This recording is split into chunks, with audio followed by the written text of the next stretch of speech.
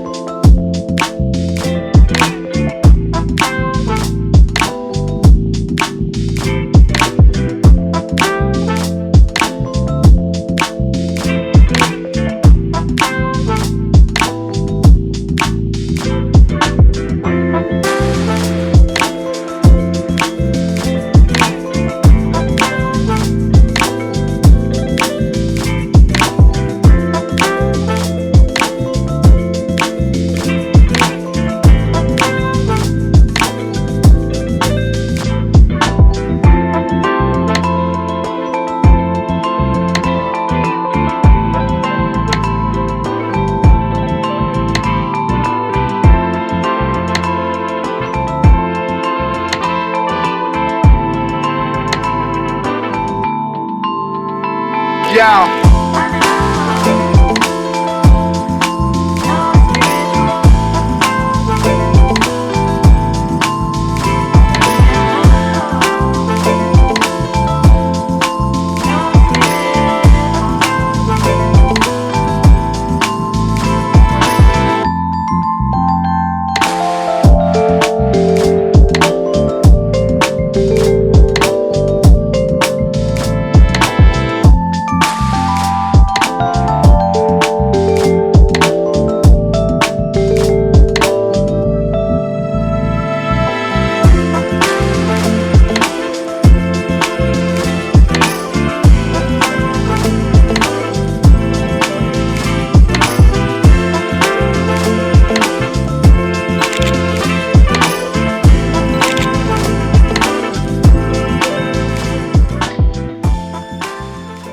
So after a few rides up and down and some follow shots, some front follow, some side tracking, not so good, but I need a bit of play around a bit more, and some selfie shots. I can say for I think it was about 170, 180 pounds. I got it from AliExpress because I wanted it early. It was about 200 pounds, but for that sort of price drone and the automation you get, it's really good, and it's really handy for the backpack.